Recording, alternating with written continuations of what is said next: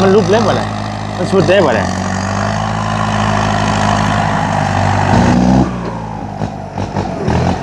ต้นยอไปเอาเลยไปเอาเลยเนาะโอ้โหว่าจะได้เห็นที่ตัวเองแบบเป็นแฟนกระทักกันนะเพราะว่าตั้งแต่ซื้อรถตัวลายเป็นมิตรป้าเนาะเห็นแต่ป้าคือว่าหญ้าตอนขึ้นมันก็ขึ้นบัวลายคือเก่าแบบนี้เนาะว่าเขาสุกโตออกเลยดิโดยจากลักตัวนี้ไปใส่ลักปูนตัวนั้นไปเลยเนาะเขาแนมเห็นแล้วบาดนี้นี่จากลักตัวนี้ไปใส่ลักปูนตัวนี้ไปเลยเนาะนี่ตัวนี้แล้วก็แวกไปหันลักหัวนั้นเนาะฟังลักหัวเกี่ยวพุ่นลักหัวเลยเป็นลักหัวฟังกันเนาะ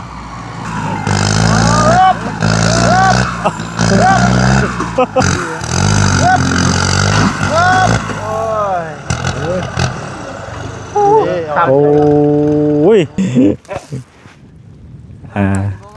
เด้อก็น่าจะลดที่บ่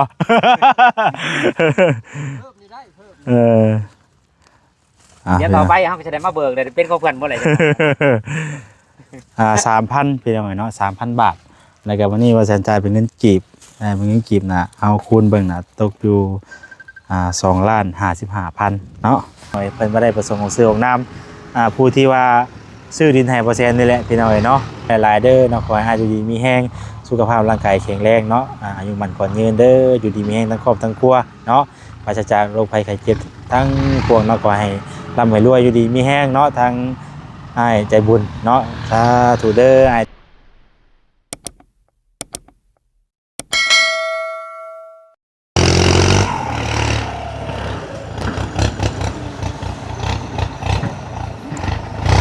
พี่น้องเนาะเปิดภาพเปิดเก็บมาเมื่อนี้พี่น้องเนาะก็กันกับบรรยากาศยามเศร้าๆเด้อพี่น้องเด้อเนาะเมื่อนี้พี่น้องทางรถไทยแท็กเตอร์พี่น้องเพิ่นได้มาเถิกป่าให้เด้อพี่น้องเหมือนเนาะว่ามันรุดป่าให้อะไรพี่น้องก็ได้ปรับหน้าดินได้อย่างไรพี่น้องเนาะคือมารุดป่าออกเนาะ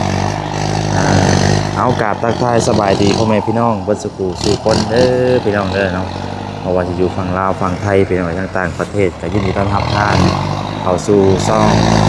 เบาแสนบ้านน้องอีกแล้วพี่น้องเนาะพ่อกันย่ำเศร้าพี่น้องเนาะมาเบิ่งรถรุดป้าพี่น้องเนาะตัวหรือว่าธรรมดาพี่น้องรุดออกลองเบิ่งเพราะว่ามันหกลายพี่น้องเนาะมันหกแห้งตอนนี้เนาะหรือว่าเพิ่นมาเฮ็ดแต่เช้าเลยพี่น้องเนาะมื้อนี้ก็ได้ตัวเนาะคุยกันแต่ว่านี่พูดเลยเพิ่นยังมาเฮ็ดแต่ว่านี่พูดเลยเนาะแต่ว่าพอดีทั้งยากแน่เมื่อวานนี่ก็ได้บ่ได้มาเนาะตอนมื้อนี้เพิ่นก็มาตอนเช้าเลยพี่น้องมารุดปลาให้เนาะปรับออกพี่น้องเนาะเบิ่งนำกันว่ามันจะพ่วงซำใดเนาะเพราะว่าแต่ก็ตั้งแต่ซื้อได้พี่น้องบ่ได้นั่นเลยตั้งแต่ซื้อก็บ่ได้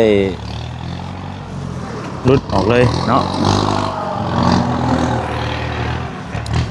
สบายดีเด้อโดยสบายดีปลาไห้มาดิโดยไปทางมาเลยลกไปบนอยู่บนลกไปละห้องโจบักเลิกมันเลิกบ่เลิกแล้วเพียงปีแต่ว่าอาจจะไม่เอาไปคุณมาได้เลยแต่ก็เราลงหันโอ้แต่ว่ามันเป็นห้องเลิกเนาะห้องเลิกคนนั้นมีบางใบบนแต่นี้บนจะได้ดีแต่มันเพราะว่าอันนี้ป้าบางใบรถแนมอย่างกับโบเห็นเนาะโอ้ยปลากับปลาน้ำห่างครับปลาน้ำเนาะน้ำห่างเดี๋ยวว่ามาเฮ็ดอะไรเศร้าเลยมื้อนี้เนาะโดยพองานอื่นรออยู่นะเดี๋ยวนี้แหละจะไปปั๊บให้หน้าให้เพื่อนโอ้โดยปลาของเจ้าครับโดยเดี๋ยวว่า เรื่อยๆเนาะเรื่อยงานกันไปหน่อย เรื่อย โดยครับอยากรุดตะรนนั่นแหละแต่ว่ายังหางบอยู่อ่ะ ตั้งแต่ซื้อไว้ก็ยังบ่ได้อันนั้นเลย ยังบ่ฮู้ช้ำหน้าว่ามันประมาณใดสินะมีแต่ว่ายางรอไปซื่อ เดี๋ยวห้ามเบิกออกแรกกันที มันก็จะเห็นแม่มันก็จะเห็นได้อันนั้นอยู่มันก็จะเห็นเบิดเลยนะ แค่นี้บางท่านก็จะกวดได้แล้วว่าแถวนี้กวดเป็ด ได้โดย เวลารถมาตรงนั้นตรงนี้เพราะได้ง่ายได้ โดย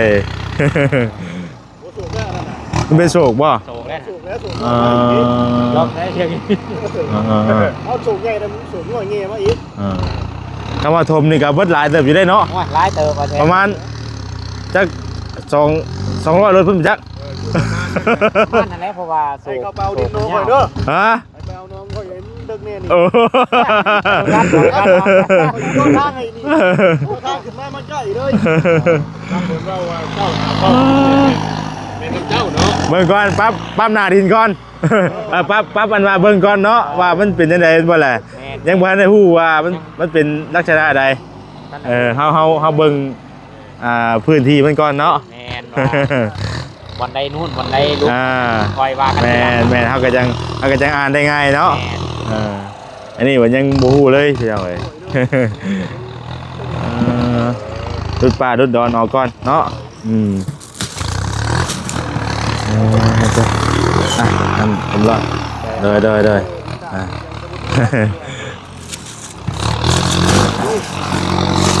หน้ากับ2ขวด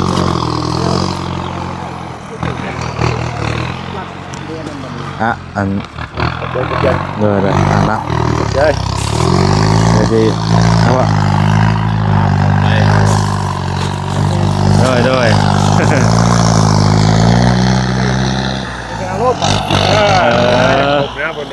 ไม่น้องเนาะ อ๋อ นั่นน่ะบัวหาเจ้าหาชอบบอลดินเลยก็เป็นพ่อน้ำเพลินนี้เพิ่นบอกเลยเด้ เอาไปอยากได้ดินเนาะ จะได้ดี เอาที่หรอว่าดิ ให้เอาพี่ เอาให้เอาพี่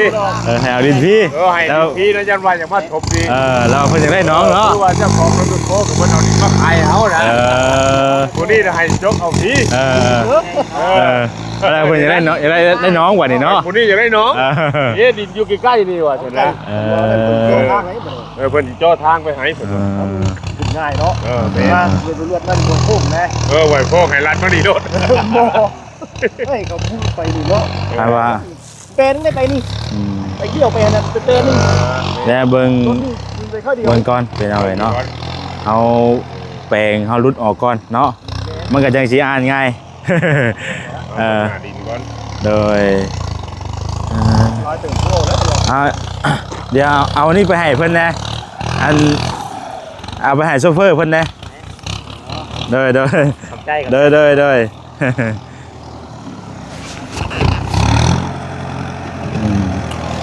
เปิดโครงการไปเรื่อยๆพี่น้องเลยเป็นน้ำซ้ำเนาะไอ้โอ้มันมี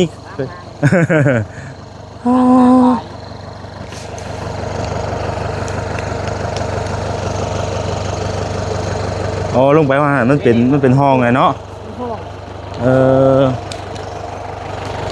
มันเป็นห้องนี่เลยพี่น้องเอ้ยมาห้องนี่แต่เป็นห้องเลยได้นี่เนาะ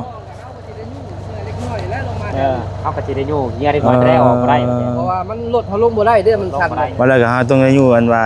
พอได้รถไต่ไปได้เนาะ แต่ว่าฟังนั้นเขาก็จะเอารถไปฟังนั้นนะ โอ้ ว่าฟังนั้นมันก็บุมีหัว โดย นี่กระโชกได้ของแชนนี่ลาบมาผี โอ้คำว่านายพี่เนาะ โอ้เจ้า นักเจอแม่มาแทนเลยโตนี่เลิกเติม ดีพี่น้องเอ้ยเนาะวันแรกก็คันว่าอันนี้ออกนี่ก็เห็นเบิ้ลนั้นนี่เนาะ มันเป็นโชค แล้วก็จะได้ประเมินดินถือว่าจักรถเนาะว่าฟังนี้เขาก็บริทมอยู่แล้วมันสูง แม่นถือว่าพื้นที่ตัวนี้ไล่อยู่ตัวนี้ เอาตัวนี้เป็นระดับ แม่นแต่ส่วนหลายมันอยู่เขตนี้เป็นห้อง พ กูจะได้น้องก็บอกกันดิตะลุงรัด ก็ไปได้ลินกับบ่ยากเนาะที่ว่า ทางไงบันได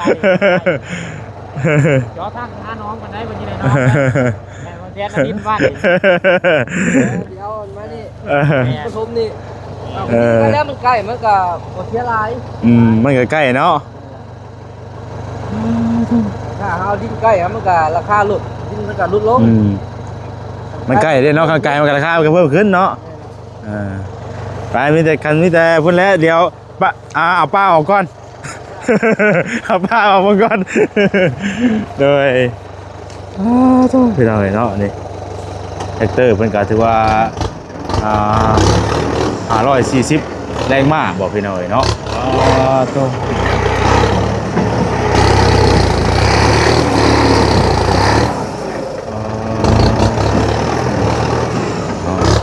ก็เป็นน้ำเป็นป้าแน่พี่น้อย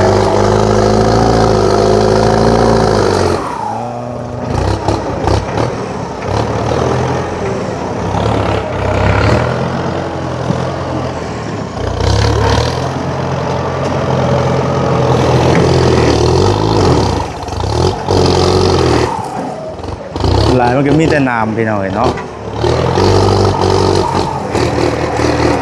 มีแต่น้ำ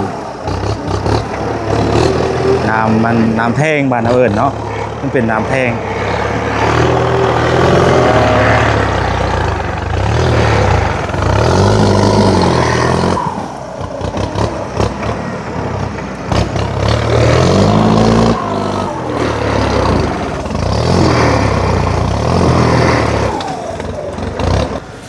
อันนี้จะเป็น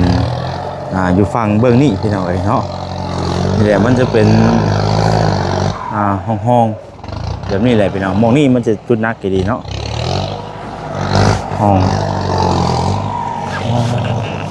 เดี๋ยวปั๊บเบิ่งก่อนเนาะ มันก็6กี่ดีดอพี่น้องเอ้ยมันเกิดปั๊บก็เป็นห้องเป็นนั่นดีดอแหละเนาะถ้าว่าถมดินถมรอนกับประมาณบัด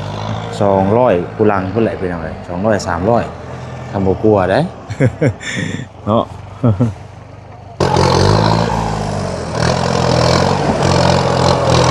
เป็นยาวเป็นพายไปเนาะ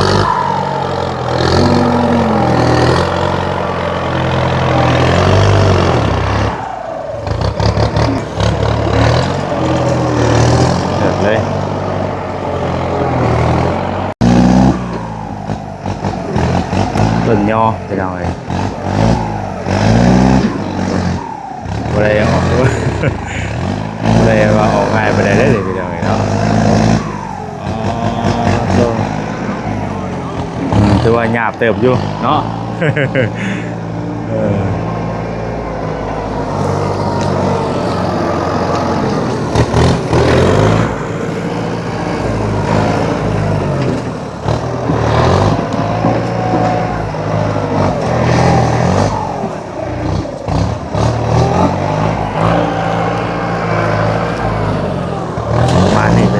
จากดินมาจากรากตัวนี้เนาะจากรากตัวนี้เนี่ยไปใส่รากตัวนั้นไปหน่อยแล้วก็เกี่ยวไปพุทธแล้วก็ตรงมานี้เนาะยาวนะในความยาวไปหน่อยในความยาวแต่ว่าความกว้างนี่ก็ประมาณ30ปลายเนาะยาว40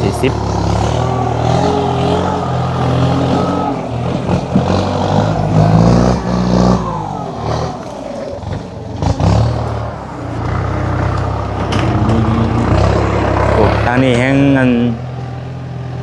เป็นเพราะว่ามันเป็นทางน้ำเนี่ยเขาจะบอกอะไรกันเนาะมันเป็นทางน้ำพี่น้อง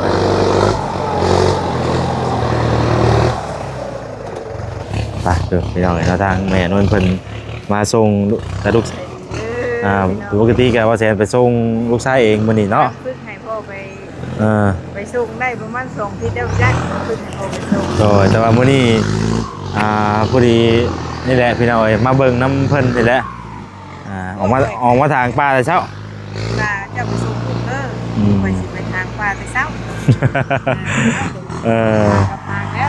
ทางเอาน้ำมือนิดมือน้อยพอได้มัน ก็แล้วไปนำบ่กล้าบ่ช่วยในนึงแล้วก็ไปเฮ็ดเวียกไปถ่ายคลิปบ่สนดาวอีแล้ว แล้ว มาแล้วบ่แซนทางป้าบ่คือหมู่เดียว เดี๋ยวที่นั่นล้อเดี๋ยวจะบอกว่าแบบใดเนาะบัดแล้วก่อนพี่น้องเอ้ยคือแบบล้วนแท้ดิคือว่าแบบตั้งแต่ชื่อมาเนี่ย3 ปีเลยเนาะ ตามแล้วก็ คือ ปี2023 แม่น 25เนาะ ชื่อมาได้3 ปีคือบ่คือจากทางที่บ่ FC เพิ่นก็ว่าอยู่โอ้บ่แซนผู้ใหญ่ชื่อให้ก็บ่ดูแลว่าซั่น ในกลุ่มเพิ่น ตัวนี้บ่สิแยกตัวนี้ ว่า เพราะว่าเฮาก็พี่จะไปเด้ เพราะว่าดูว่าเป็นน้ำเอซีเปล่าให้เราบ่ว่าคนดูแลเลยเราก็เลยเราจะไปทางตอนเช้าตอนแรกเราทางตอนเช้าอ่ะมันจักว่า ไปแต่มีแต่ไปเบิ่งซะก่อนเนาะพี่น้องเอ้ยยังรอเบิ่งก่อนเนาะก็ดีใจมื้อนี้พี่น้องเอ้ยที่ว่าทางเฮาก็ได้แปลงหรือว่าไล่รุดปลาออกนะว่าได้กันเนาะ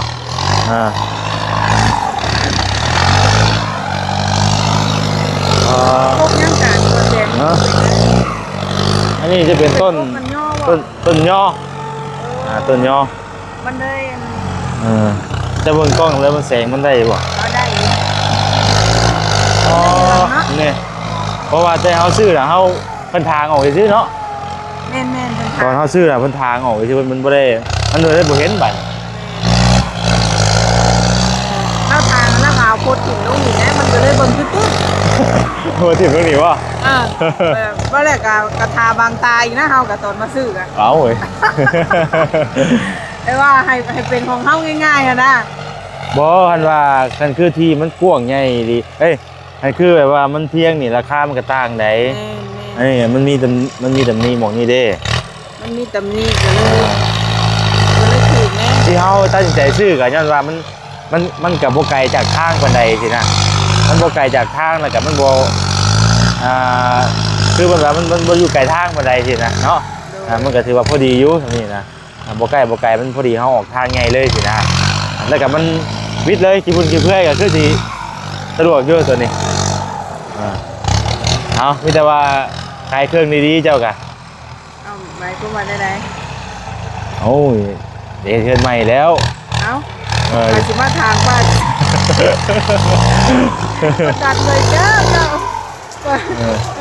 ตั้งยามได้เฮือนกับแต่ว่าบอกไว้ก่อนสิเราจะน้อยสิว่าอะไรมาลอยเฮือนตัวไรวะเนี่ยที่บอกนี่ก็บอกหาเงินใส่กันแล้ว ถ้าบอกให้หาเงินช่วยกันนี่หาเงินได้เขาบอกให้เนาะ โง่เนาะ บอกเลยก็อยากให้หาเงินช่วย โอ้พอได้มาเฮ็ดเนาะไอ้ช่วยกันเนาะเนาะโอ้มันเป็นประมาณนี้นะโอ้น้ำไหลดีโลเนาะ มันเป็นทางน้ำอะไรก็ได้ ดินน่ะกว้างอยู่พี่น้องแต่ว่ามันมีหม่องเสียไปนี่แหละแต่ว่าในกรณีที่ว่าเฮาเฮ็ดให้นี่ก็ต้องได้ถมสินะต้องได้ถมเพิ่นมาเจ้าค่ะเพิ่นมาเจ้าดินอายุกินอีกอ่ะเด้ๆๆก่อนจะแปลงทางให้ค่อยไปไล่น้องนี่ให้เพิ่นมาจกกับรถนี่ว่ะอ้าวว่ะเนาะว่ะเฮ็ดนี่แล้วก่อนว่ะรุดว่าแล้วอยากบ่ทางพ่อผู้นั้นเด้เราอยากได้น้องแต่ให้รถจกมารุ่นเอาเขาเจ้าสิเอาเฮานี่ซื้อดินเราเลยไล่น้องแต่ผู้ที่ว่าจกดินน่ะก็ได้ก็ขายดินแต่ว่าค่อยค่าดาวนี่ค่อยค่าดาวเบิ่งนี่300รถปะเอาต่ำๆไปก่อน เดี๋ยวมันสิเพียงหมู่มันน่ะบ่ เพราะว่าถ้าคือว่าได้ตีไป200นี่ก็ถือว่าเติมนึงแล้วเนาะ เติมนึงได้ ตีไป200รถก่อนก็ได้เรื่อยๆนะ เพราะว่ามันเป็นคลองแต่อยู่นี่แล้วบ่เห็นมันโน่นพุ่นมันก็โน่นอยู่ได้ แต่ก็จักย้ำไรอะไรพี่น้อยเนาะเบ้าดึงถมดินนี่ก็ยังแว้แต่ว่ารุดป้านี่ก็ยังโอ้ยเนาะสิว่าจังไดพี่น้องเอ้ยรุดป้านี่ก็ทางผู้ใหญ่เพิ่นได้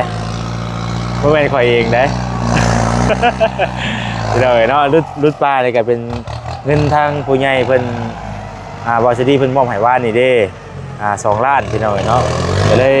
ให้ทางรถนี่มารุดให้เลยในมื้อนี้พี่น้องเอ้ยเนาะเพราะว่า เพราะว่ามันก็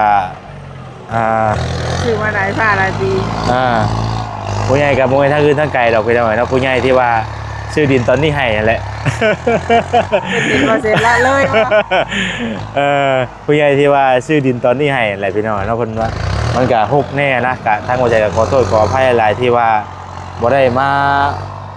ดูแลหรือว่าทางที่นะเอากับบุคคลมีเวลาไปเลยสินะคือเห็นนั่นได้แต่มื้อเนาะตื่นเช้ามากับมิจะไปก็ไปสินะกับมื้อนี้ก็มาหาเงินได้มันจะมาเฮ็ดกันบ้านนั่นบ้านนี้อยู่ติ โอ้คือต่อแหลมแท้เนาะขึ้นต่อได้บ่แห้งเด้เราอยากถอยรถมาอยู่จังหวัดนี้มั้ยเราอยากถอยรถมาอยากรอเบิ่งกันเนาะเป็นยังไงจ๊ะวะดีใจอยู่ป่ะดีใจอยู่ป่ะดีใจทั้งอึ้งใบเจ้ามาทานตอนเช้านี่ โอ้ดีใจแล้วข่อยกับเพราะว่าจะได้เห็นที่ตัวเองแบบเป็นแฟนกระทักกันนะเพราะว่าตั้งแต่ซื้อรถจนลายเป็นมิตรป้าเนาะเห็นแต่ป้าคือว่าหญ้าตอนขึ้นมันก็ขึ้นบลายคือเก่าแบบนี้เนาะว่าเขาสุกต่อออกเลยดิโดยป้าติดตามเรื่อยๆไปหน่อยแต่ใช่เป็นระยะไปเนาะ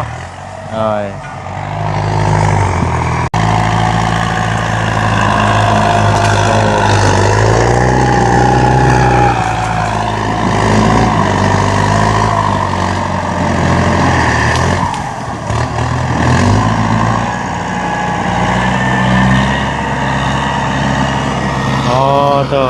เริ่มแปลนแล้วเริ่มเห็นที่เห็นทางแล้วบ่นี่เนาะเริ่มหักแรกวันนี้เป็นยังไงไปบุญไป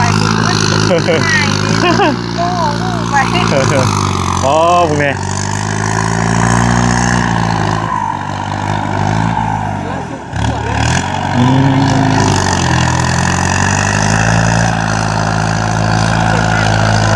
เนี่ยมันรูปเล่มอะไร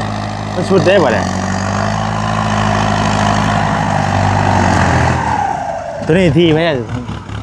ดูข้าง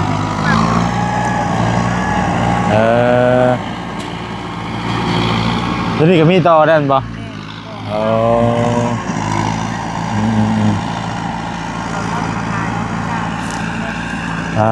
ตัวเป็นอะไรเนาะประมาณนี้ไปโล่งน้อยมือเนาะ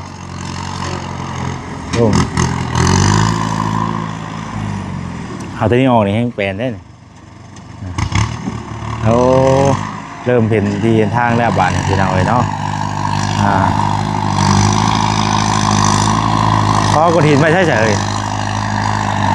วนบ่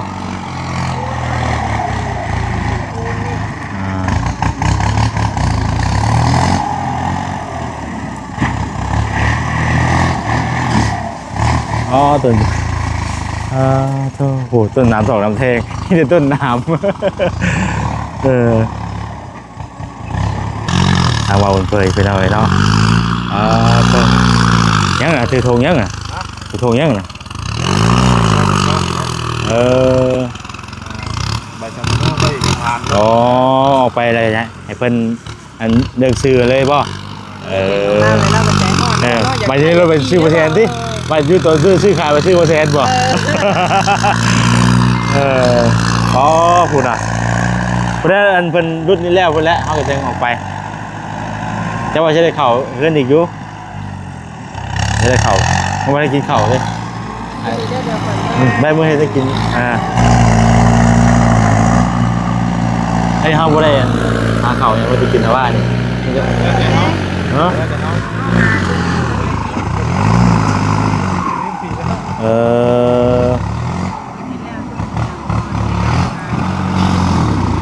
ต้องเบิ่งก้อนฉันเนาะครับว่าได้กินยังมีอยู่กันเพื่อกินเพื่อนไปแล้วว่าเท่ากับกินเพื่อนไปแล้วเห็นแล้วอะไรกันกินเพื่อนเนาะ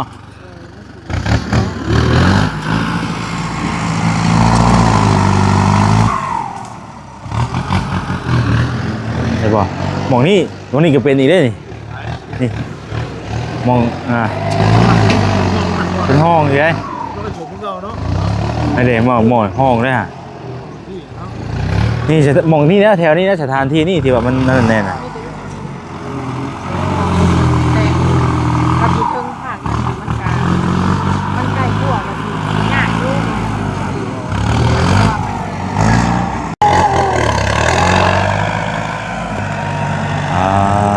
เป็นเอาเลย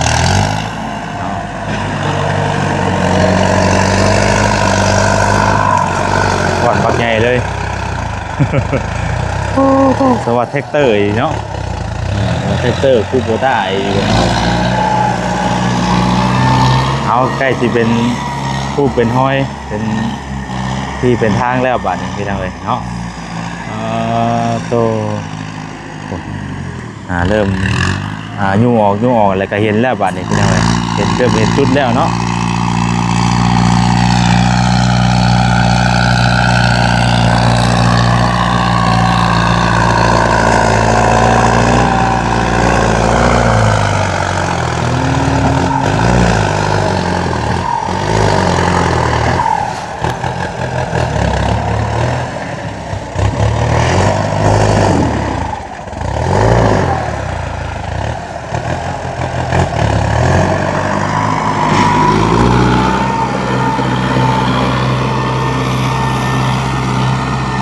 พี่โต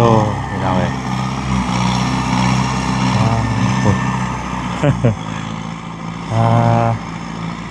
เริ่มเป็นรูปเป็นร่างเป็นห้อยแล้วเนาะยังทางนั้นเดี๋ยวสิย่างเลาะให้พี่น้องเบิ่งเป็นจุดๆไป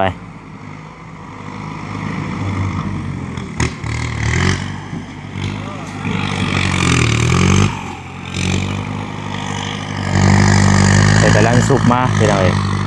เดี๋ยวไว้อยู่เนาะเพิ่นมาเฮ็ดแค่เดียวนึงพี่น้องเอ้ย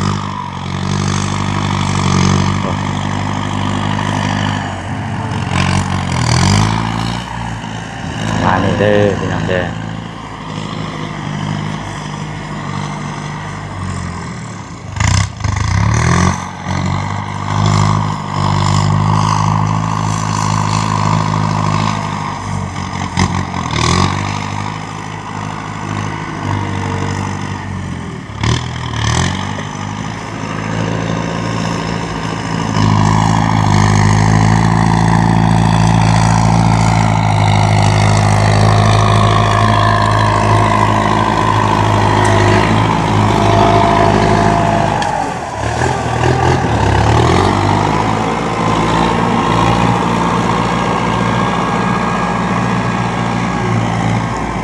ไกลแล้ว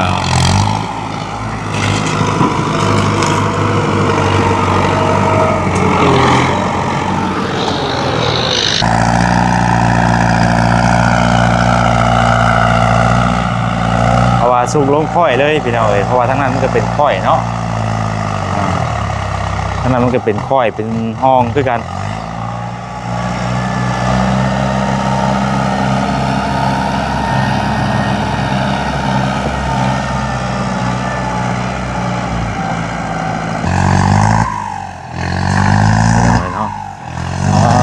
ต้นไม้ใหญ่เลยพี่น้องนี่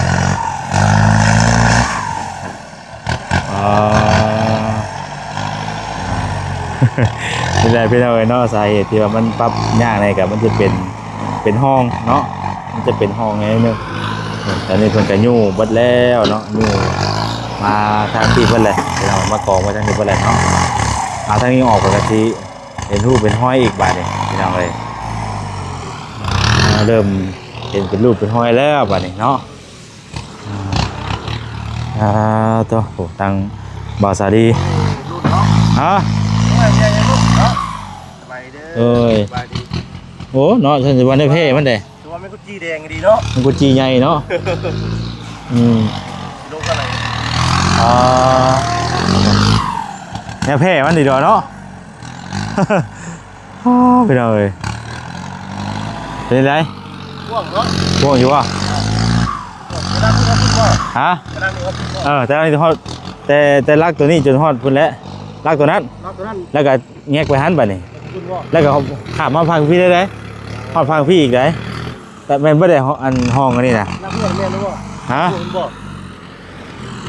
ฮอดลักหัวเลยฮอดหัวเลย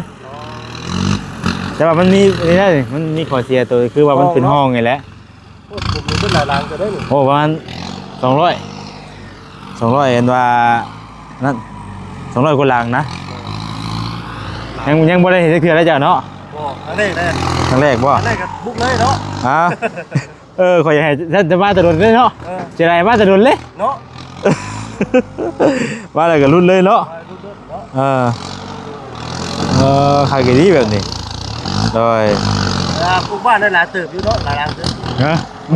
โอ้ยหลังเดียวกับพวกแห้งเลยที่บ้านหลายหลังอยู่ ตรวจเนาะ หลังเดียวกับพวกแห้งเลยบ่เอาออกแล้วกับแบบเนาะเพราะว่าตอนเคยซื้อยังบ่ได้เห็นแบบที่ไหน ตอนจะซื้อกับต้นไม้หลายอยู่บ่ เพิ่นมาทางเพิ่นทางอายุเพิ่นทางอายุ อันนี้ฮะดูกันมันเป็นก็เนาะ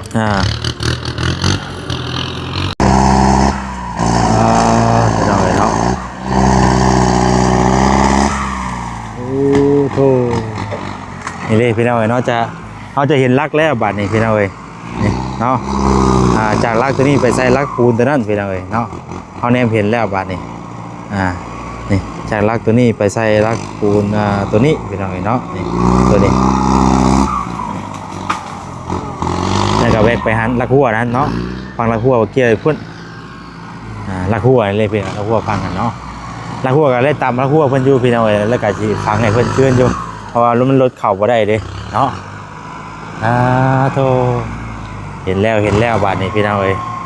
เห็นเป็นรูปเป็นห้อยแล้วเนาะกู้ห้อย200รถเราอ่ะ อาจจะอย่างเป็นเพียงคักเราอ่ะ เอาคุณขึ้นชูงกับคักพี่น้องเนาะมันจะพ่วงดีประมาณนี้ฮอดฟังละหัวตัวนั้นเป็นเติร์ดบาดนี้พี่น้องโธ่เนาะมาฮอดมองแจนี่แหละพี่น้องแล้วก็วนมานี่เนาะแล้วก็เกี่ยวไปนี่มานี่เด้อพี่น้องเด้อเนาะประมาณนี้พี่น้องค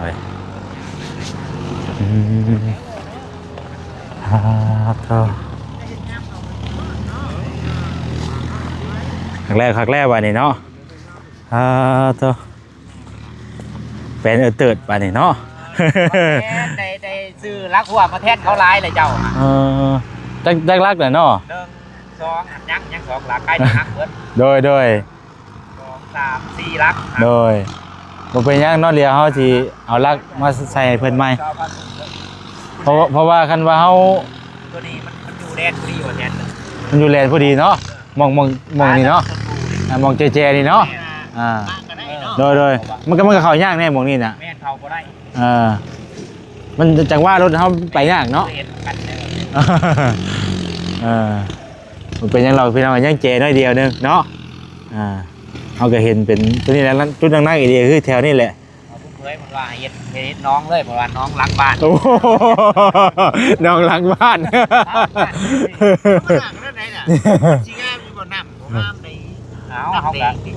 มันมีวิธีแก้ไขเนาะเพิ่นซื้อยังถ้าหลายปีพุ่นมันก็สิเข้าที่เข้าทางอีกแล้วก็ได้เนาะซื้อปูนก็ได้เอาเห็นเดือน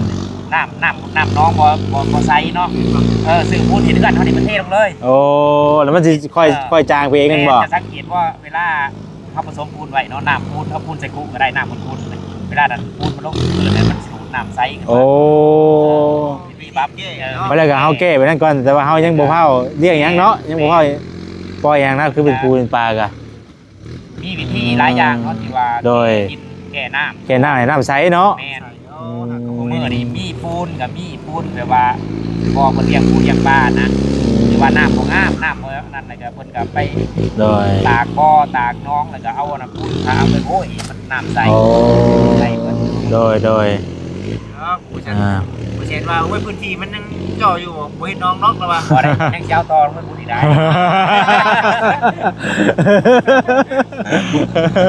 ใครอยู่ขนาดโอ้เห็นครั้งแรกว่านี่เนาะแนมเห็นที่ครั้งแรกว่านี่พี่น้องเอ้ยตอนนี้เดียวมาเพิ่นมาไทยให้เขาบอกเลยไทยก็ไทยได้จังออกนี่บ่มันเลิกเนาะห่างมันใหญ่มันเป็นต้นไม้ใหญ่อันบอกเลยมันบ่อย่างงามนะให้เราไทยให้โดยเอาแบบไทยบาทโดยเอาตรงอันสกอนเนาะไทยเอาก่อน ตัวนั้นเขาจะได้หักกระทมอยู่แล้วตัวนั้นต่อกระบะ เพราะมันก็เป็นช่วงค่อยแห้งดีได้พี่น้องเอ้ยเนาะค่อยลงมาพุ่นเลยนี่ถ้าว่าในกรณีเฮาอยากได้พื้นที่สูงเนี่ยมันต้องได้ถมเนาะได้ถมไม่ดีนะได้ท่วมรักคุณเนาะเพียงได้รักนะเนาะ เดี๋ยวขึ้นหลายเติบได้ รักขาวเนาะ พี่น้ำรับมันนี่เขาว่าไล่ซ้ำนี่คักได้ต่อนี่ ต่อไม่เนาะ ต่อมาอีก เออโอ้ยบ่พาว่ามันหลอกตัวนี้น่ะเนาะโอ้เว้าเรื่องแก้ทั้งดุมมันน่ะก่อน บ่ได้ก็ห้าเอาตัวนี้เป็นหลักเนาะ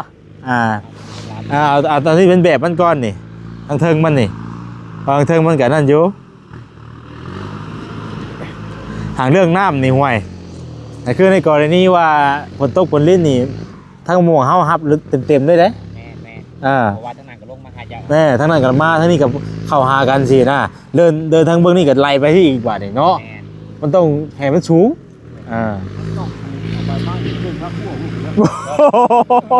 จะว่าลักหัวนะพูดจักดิโอ้ยเนาะ รักหัวผู้ใด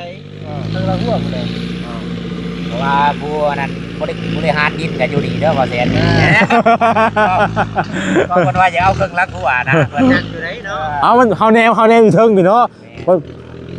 เพราะว่าแต่เครื่องนี้ปลายจะว่าปลายมันพุ่นไปจ้ะ ไปมันด้วยเลยรักขาวนั่นท่วมนักแดด มันก็โหดโพดเนาะจะได้เอากระทมค่อยทมไปเนาะค่อยทมตัวเล็กตัวน้อยเอาแล้วเนาะอันนี้เขาว่าไว้ว่าประมาณนี้เนาะรับมันนะเขาเอาเรื่องรับมันดิ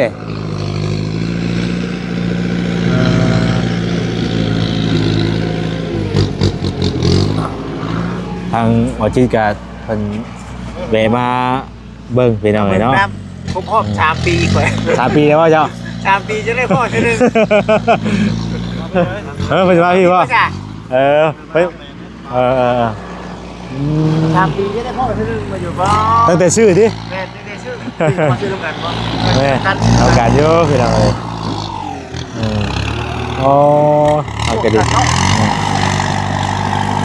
มันก็เห็นเป็นหูเป็นห้อยแหละบัดนี้เนาะว่าจิต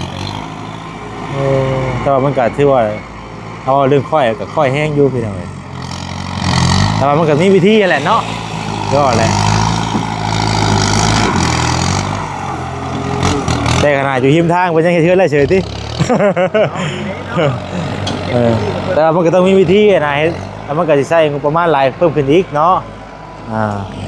มาเดินไล่ก็ไล่นะนี่มันจะเป็นทางตัวนี้ มันมีทางนี่เนาะ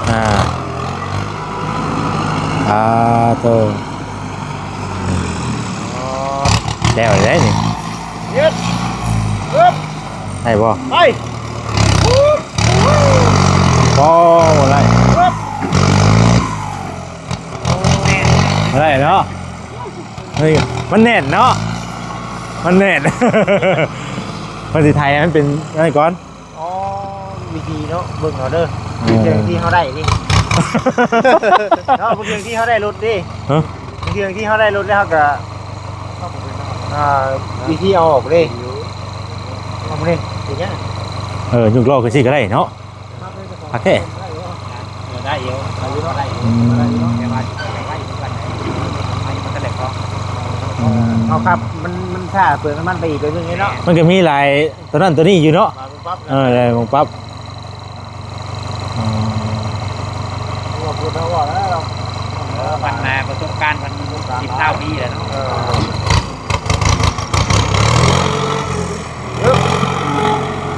เฮ้ยไป ทำเลยบ่เสียเอาก่อน คอยซื้อเอาเนาะ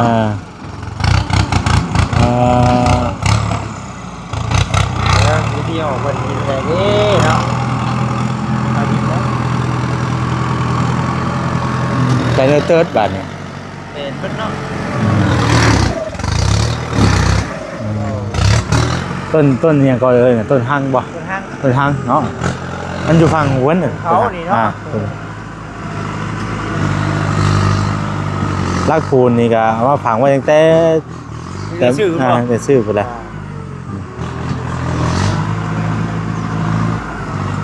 เป็นไหนหน่อย ฮะ เป็นว่าเป็นไหนหน่อย มันบ่ชื่อกันป่ะใหญ่โอ้ยโอ้เนาะเพิ่นนี่ฮะตายไปอยู่ในง่ายมาก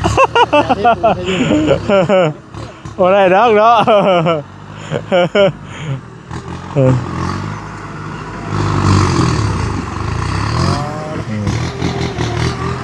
กวงคักปานนี้เนาะหาเงินถมดินพ่อมาได้ไปเลย ถ้าว่าเรื่องเฮ็ดมันเลยมิแต่อยากไปเลยเนาะ อยากได้ดิ มิแต่อยากไปเลยแต่ว่ามันก็ค่อยไปแล้วมีอย่างกันพี่น้อยมันก็บ่บัดหนึ่งบัดเดียวเลยเนาะให้ก็ได้ค่อยไปค่อยเป็นค่อยไปพ่อบ่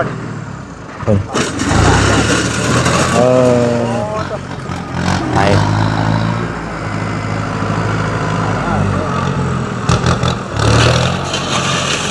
แค่นี้เนาะ ไอ้ก็ไม่อยากเข่าเนาะ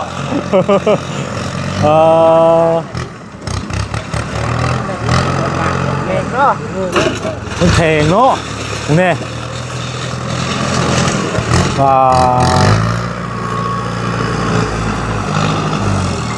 เบิ้งไปมันถ่ายป้ายกันเนาะเฮ้ยถ่ายวนเลยถ่ายวนเลยเบิ้งไปอ๋อเรียบร้อยบ่อันอยู่นี่จะห่างกันไหมเนาะ ห่างเขาหน้ามาได้แล้วเนาะ ห่างตัวนี้แล้วมันจะบ่ลงอ่ะเนาะ เฮ็ดบัตรออกไปนอนบัตร คิดทวนด้วยเนาะ ไอ้บ่ออกเลยว่าสิปึ๊บเอ้ย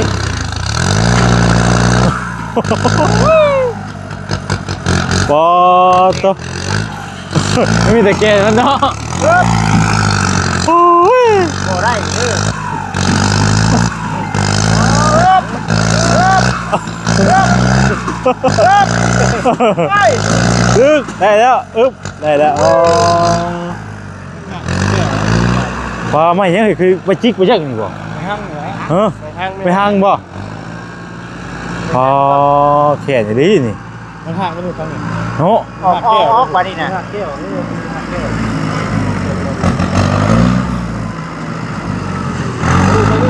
ปึ๊บปึ๊บ อ๋อ ปึ๊บโอ้ย ต่อหนึ่งกับว่าได้เป็นเรื่องง่ายได้อีกดิโอ้ยพอได้ต้อง ค่าเท่านี้ ต้องผ่านทั้งนี้ดีกว่า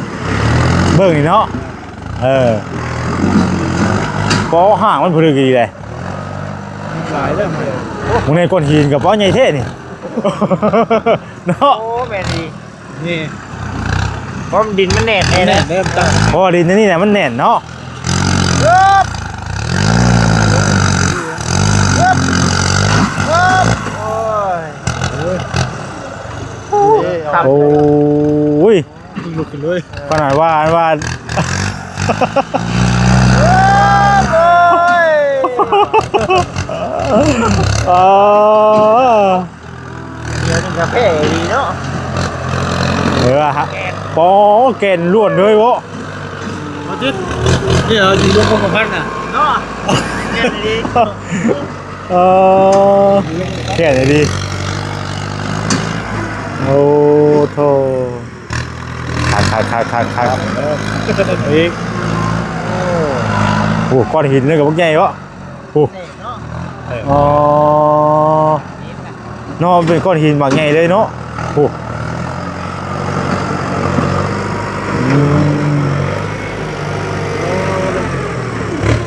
อยู่นอกกว่าเสียงคุณห่างไม่นี่ออกคุณกินอีก โหบริเวณเรื่องคอยเด้อก้อนดินกับดินแข็งแบบนี้เนาะ เนี่ยมัน แนมหลังกันเลยเนี่ยพี่แนมหลังกันเลยเนี่ยเจ้า ไปเนาะ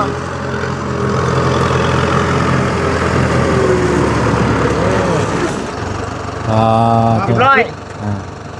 ร้อยบาทนี้เป็นอะไรเนาะ เจ้า การยกการยังขึ้นกันเลยเนาะ เนาะ ทางมันพุ่นแล้วก็คืออยู่ในนี้ ปรับ นะ ดึงทางขึ้น โอ้ ทำเอาขึ้นเวลาไปน้ำคนไทยข้างหน้า ปาดแล้วเนาะเจ้าเนาะ ปาด โอ้อันนี้ไทยเป็นกระซีผ่านไปเนาะ ชื่อมือสองเมื่อเรื่องนี้ ต่อ อะไรมือสอง เข้าแทนหา แต่มือสองก็ดีเนาะมันก็ดี คนเขาเงินมั่นกับศิลปะก็ปาดอย่างนั้นแตก โอ้โอ้ย จานมันก็เป็นธรรมดาเลยรักมือ แล้วบัดนี้เนาะ เนาะ ไปบ่ได้ก็ได้ ใช่ แท้ๆนะพวกนี้เลิก อื นะ ม สั้นบ่ ได้แล้วสำนิการเนาะโดยเป็นยังไงแล้วสำนิการเนาะเกลือแปลนแล้ว เอาบ่ให้งูออกเลยเด้ อ่า เทียบท่าใบหน้าไม่ได้นะฮะ ถ้าไปแอบสิ เฮ้ยถือว่าระบายอีกแล้วเราถือเสียไว้ หลังหวังพี่ล่าให้เราฟัง เออ ปัญหา ตัวไหนเบิ่งก้อนเขาว่ากันมาเบิ่งซะก่อนเนาะกับว่านั้นเฮาก็จังฮะอืม รักทุกรัก 6ลักบ่ อาหาร2ล้านเดือน2 รักนึงเนาะ โดย ไอ้หกลัก ว้าหู ร่วงเลิศหน้าผม แล้วของเขาได้อะ ขาดเลย นักนี่ตัวมันดอกนี่ โลกก็ใช้ให้เขาแล้วตัดกันยาวแล้วเนาะ ใช่ก็เอาเขาขึ้นบ่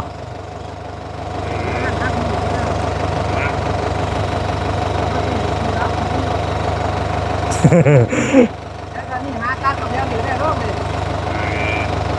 นี่ ไปเบิ่งไว้ก่อนเนาะ แมนอะไร นักมันอยู่เล่นลายชื่อเนาะ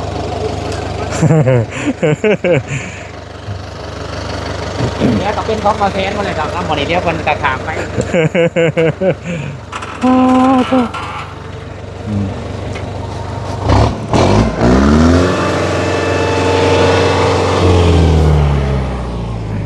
มาเดี๋ยวมาย่างรอเบิ่งก่อนเป็นยังไง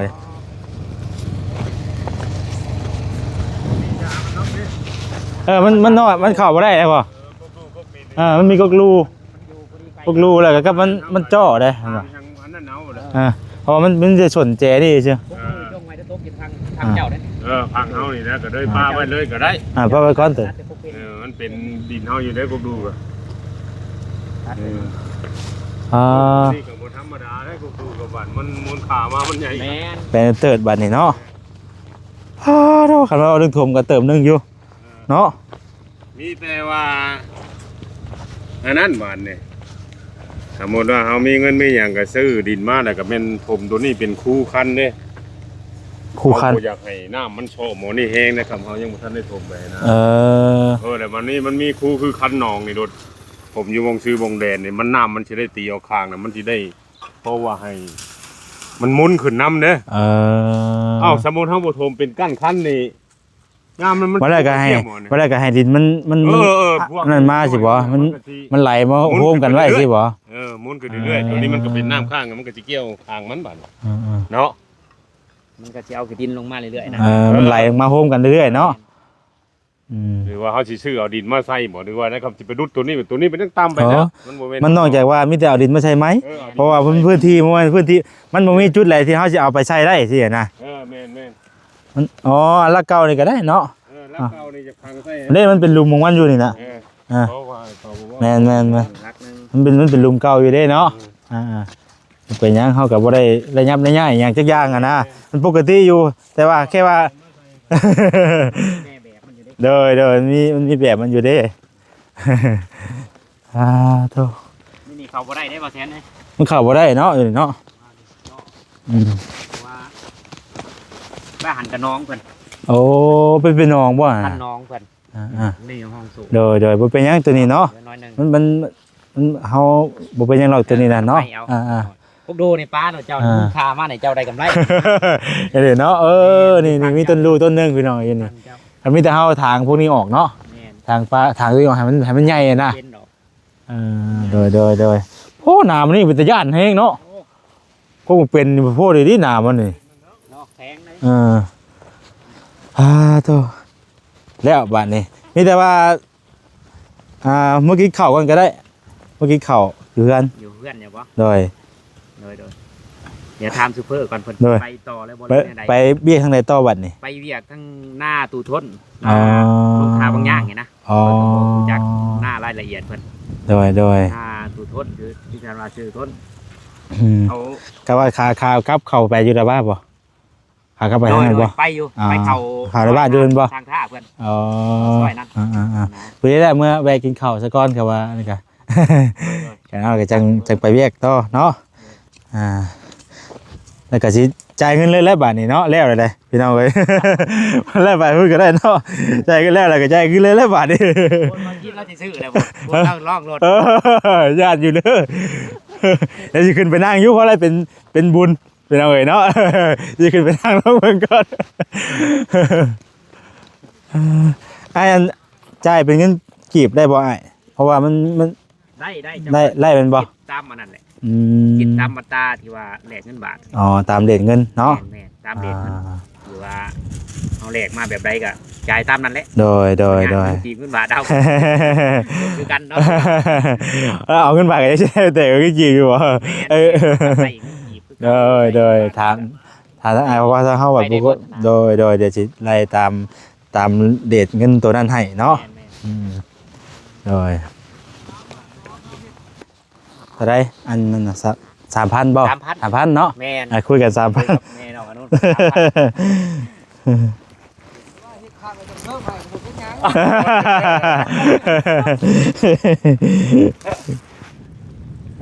บ่ว่ากันแล้ว โดยก็น่าจะลดติบ่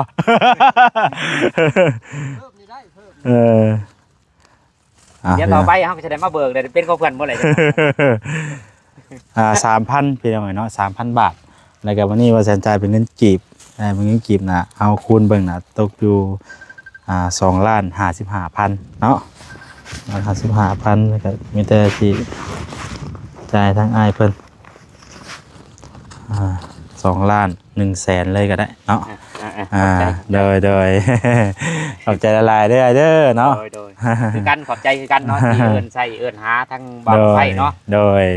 นั่นผู้ใดอยากปรับให้ปรับหน้าหรือว่าดุดน้องซะหรือว่าอื่นๆเนาะปั่นข้างในข้างหน้าขาดกันติดต่อได้เด้อพี่น้องเอ้ย อันบอกเบอร์โทรเลยก็ได้เนาะ เบอร์โทรก็เก่าเท่าไหร่เนาะเบอร์โทร ชื่อบ่ได้บัดนี้เนาะ บอกกับไฟขึ้นก่อนบ่ได้ลงคลิปกูมื้อนี้เก่าเนาะเบอร์โทรเนาะพี่น้องเนาะ9869247เนาะพี่น้องเนาะติดต่อมาได้ทาง โดย โทรศัพท์บางกำไผก็ได้ ผู้ใดมี มีบริการเอิ้นใส่เอิ้นหาได้เนาะพี่น้องเนาะ โดย ถ้าก็เป็นกันเองร่วมกัน โดย เงินบาทเงิน ตาม กีบเอาเบิดว่าที่งั้น เป็นงัวเป็นหยังเก่า โดย พี่น้องเอ้ย ตามหน้าเวียกหน่อยเนาะ ตมหน้าเวียก แล้วคุ้มราคากับว่า แม่น เบิ่งตามหน้าเวียกแล้วว่าสิแบบใด เหมาะสมเจ้าเหมาะสมไปก็ โดย เฮ็ดได้ ขอบใจละลายเนาะ ขอบใจ โดย ทางบ่แสนในไลน์ โดยขอบใจละลาย บริการ ก็ให้มีเวียกมีงานหลายๆเด้อเนาะ คือการบ่แสนในมาเฮ็ดกันเฮ็ดซ่านก็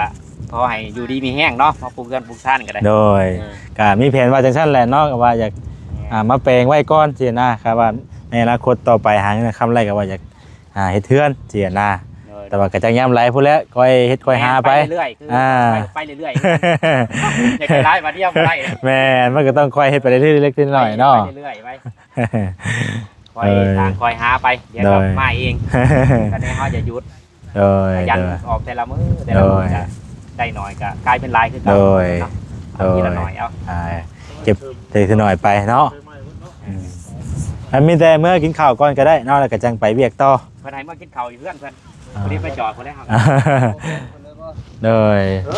ผมไปอยู่แล้วเนาะเพราะว่ามันเข้าบ่ง่ายเด้คนทาง ไปเอาเลยก็ได้นะ แม่นทางมันจะเป็นทางนี่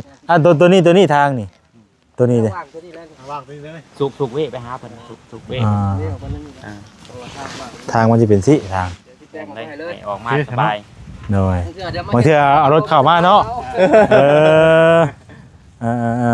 แชร์ไปท่าให้พร้อมเนาะ โดย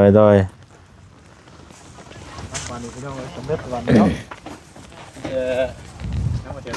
ออกได้มาเชียร์เลยเชียร์ออกได้เท่าไหร่ไปติดออกเลย มันสิเฮ็ดทางมันสิแปลงทาง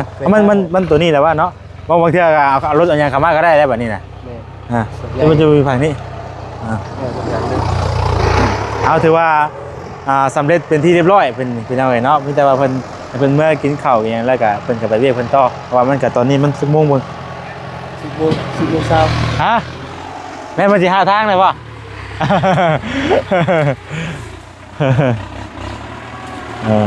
เด้อบ่หน้าก็เอารถใหญ่เข้ามาเลย ฮะไปจังได๋ก็พ่อแม่นแล้วเพิ่นก็เลยว่าสิแปลงทางเข้ามาเลยว่าซั่นนะบางเทื่ออย่าเข้ามาว่าซั่นนะ แปลงทางให้เลย